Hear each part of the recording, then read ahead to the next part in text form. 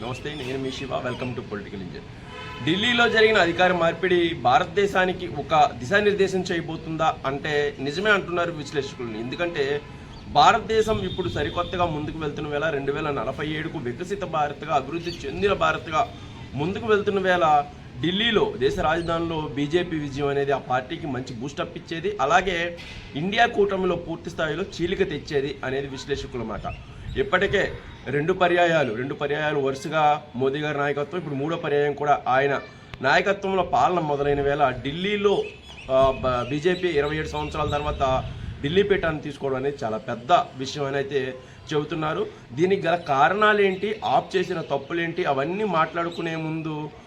మాట్లాడుకోవడానికి కూడా వీడియో చాలా లెంత్ అయిపోతుంది. కానీ పూర్తిగా విశ్లేషిస్తే అసలు ఏం జరిగింది, ఎందుకు, ఇది పూర్తిగా భారతదేశానికి ఎలా ఉపయోగపడుతుంది అన్న విషయాలను అయితే క్లుప్తంగా చెప్పే ప్రయత్నం అయితే నేను చేస్తాను. ఎందుకంటే ఇది మొత్తంగా మాట్లాడితే ఒక్కొక్క అంశం మీద మాట్లాడితే ఒక్కొక్క 10 నిమిషాలు 20 నిమిషాలు ఒక్కొక్క అంశం మీద మాట్లాడచ్చు. సో కాబట్టి అంత చూసే ఉద్దేశం కానీ మన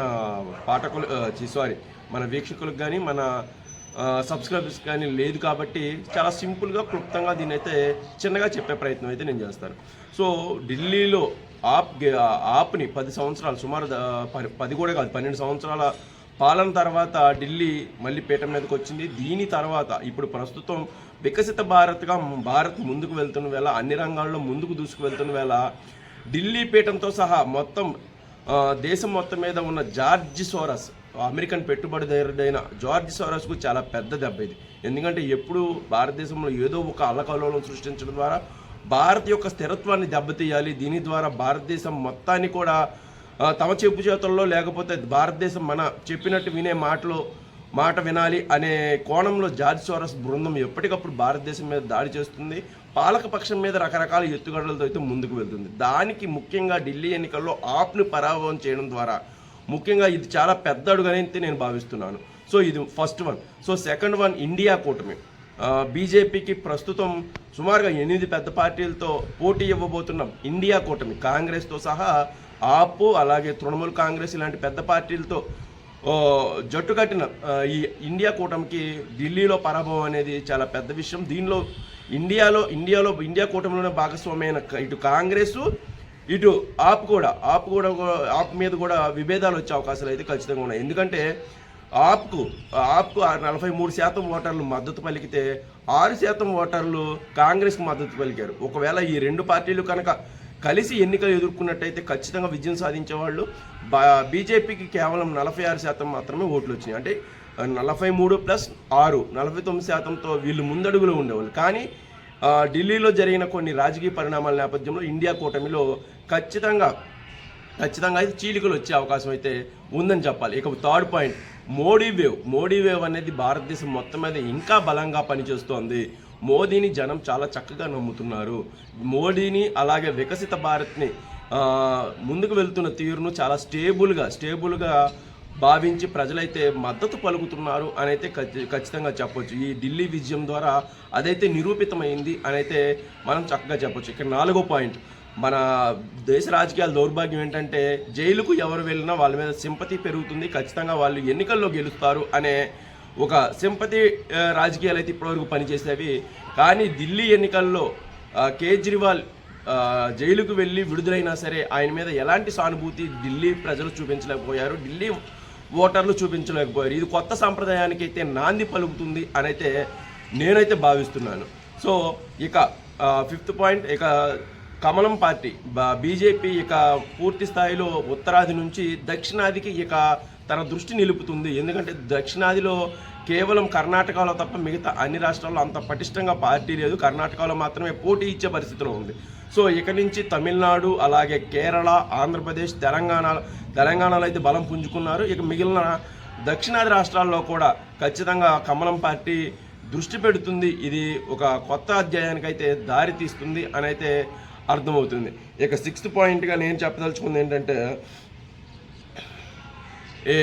ఈ సర్వేలు విషయంలో ఆంధ్రప్రదేశ్లో కేకే సర్వే ఖచ్చితంగా ఆమ్ ఆద్మీ పార్టీ వస్తుంది ఈసారి అని చెప్పింది. ఆ సర్వే చాలా రాంగ్ అయింది.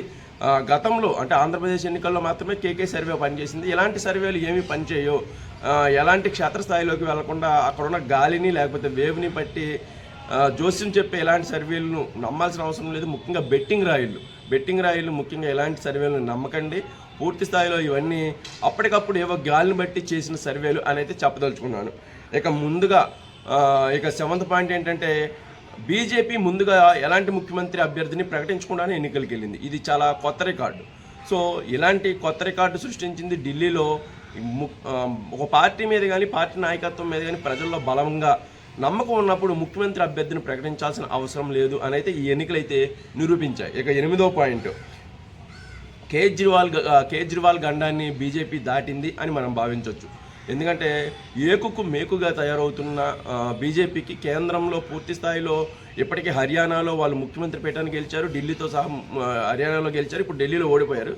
ఈ విస్తరణ అయితే చాలా వేగంగా జరుగుతున్న వేళ ఆప్కి ఇది గట్టి ఎదురు దెబ్బ. ఏకంగా అరవింద్ కేజ్రీవాల్ కూడా ఓడిపోవడం అనేది చాలా పెద్ద దెబ్బ అని అయితే నేను భావిస్తాను. ఇక చివరిగా చెప్పేది ఏంటంటే ఆమ్ ఆద్మీ పార్టీ రెండవసారి అధికారంలోకి వచ్చినప్పుడు పూర్తి స్థాయిలో పాలన తడిపడింది. ఫస్ట్ సారి ఆరోగ్యపరంగా కానీ విద్యపరంగా కానీ ఢిల్లీని ఒక మోడల్గా తయారు చేసిన కేజ్రీవాల్ దాని తర్వాత చాలా ఆరోపణలు అయితే ఎదుర్కొన్నారు. ముఖ్యంగా మొహల్లా క్లినిక్స్ చాలా విప్లవాత్మకమైన వైద్య ముందడుగు. అలాగే ఢిల్లీ స్కూళ్ళు మొత్తం యావత్ భారతదేశానికి ఒక రోల్ మోడల్గా చేసిన వ్యక్తి అయితే అరవింద్ కేజ్రీవాల్. దాని తర్వాత సెకండ్ టర్మ్ ఆయన వచ్చినప్పుడు అంత వేగంగా అభివృద్ధిని సాధించలేకపోయారు. యమునా నదిని చాలా పరిశుభ్రంగా చేస్తూ ఉన్నారు, అది చేయలేకపోయారు. అలాగే హామీలు చాలా గొంపగొత్తగా ఇచ్చేసి ఇష్టానుసారం ఇచ్చేసిన వ్యక్తి ఒకేసారి అవినీతిలో కూరుకుపోయిన అంశం కూడా కేజ్రీవాల్కి ప్రతిబంధకంగా మారిందని చెప్పొచ్చు. ముఖ్యంగా ఎవరైనా ఫస్ట్ టైం అయితే పాలనలో తడబడతారు, కానీ అరవింద్ కేజ్రీవాల్ సెకండ్ టైం పాలనలో తడబడినట్టయితే కనిపించింది. చాలా అంశాలు అయితే దీంట్లో ఉన్నాయి, కానీ ఢిల్లీ ఎన్నికల ఫలితం అనేది దేశాన్ని ముందుకు నడిపించడంలో ఒక ఇంధనంగా పనిచేస్తుంది అని అయితే నేను భావిస్తున్నాను. ఇక తరువాత దృష్టి పెట్టాల్సింది బీజేపీ ఏదైనా ఉందంటే వెస్ట్ బెంగాల్. అంటే మమతా బెనర్జీ ఎప్పుడు పక్కలో బల్యంగా తయారవుతున్న పరిస్థితిలో పశ్చిమ బెంగాల్లో కూడా చెక్ పెట్టాల్సిన అవసరం ఉంది. దీని తర్వాత బీహార్ ఎన్నికలు చాలా కీలకమైనవి. ఇక్కడ కూడా నితీష్ కుమార్కి చెక్ పెడతారా, కలిసి వెళ్తారా అనేది చాలా కీలకం. ఈ రెండు రాష్ట్రాల మీద దృష్టి సారించి అక్కడ విజయం సాధించిన తర్వాత పూర్తి స్థాయిలో సౌత్కి వస్తారు అనేది నేను భావిస్తున్నాను. అలా కాకుండా సౌత్లో 2028లో తెలంగాణ ఎన్నికలు ఉన్నాయి. తెలంగాణ ఎన్నికలు కూడా చాలా కీలకం. అలాగే వచ్చే సంవత్సరం అయితే తమిళనాడు ఎన్నికలు ఉన్నాయి. తమిళనాడు ఎన్నికలు అనేవి చాలా కీలకం. ఈసారి ఖచ్చితంగా ఖాతా తెరవాల్సిన పరిస్థితి. తమిళనాడులో ఎట్టి పరిస్థితుల్లో కూడా కొన్ని అసెంబ్లీ సీట్లైనా సాధించి తర్వాత దానిని పెంపొందించుకోవడం అనేది బీజేపీకి ముందున్న అసలైన ఛాలెంజ్ అని నేను భావిస్తున్నాను. సో తమిళనాడు ఎన్నికల తర్వాత పూర్తి స్థాయిలో సౌత్ మీద దృష్టి సారించి మొత్తం భారతావనిని ముందుకు తీసుకువెళ్ళే విషయంలో కానీ రాజకీయంగా మార్పులకు కానీ ఢిల్లీ ఎన్నికలు ఒక అంకురార్పణ చేశాయి అని భావిస్తున్నాను. మీ యొక్క అభిప్రాయాలు సూచనలు ఏమైనా ఉంటే ఖచ్చితంగా కామెంట్ చేయండి. వీడియో కనుక నచ్చితే ఒక లైక్ ఇచ్చి నన్ను ప్రోత్సహించండి. Thank you.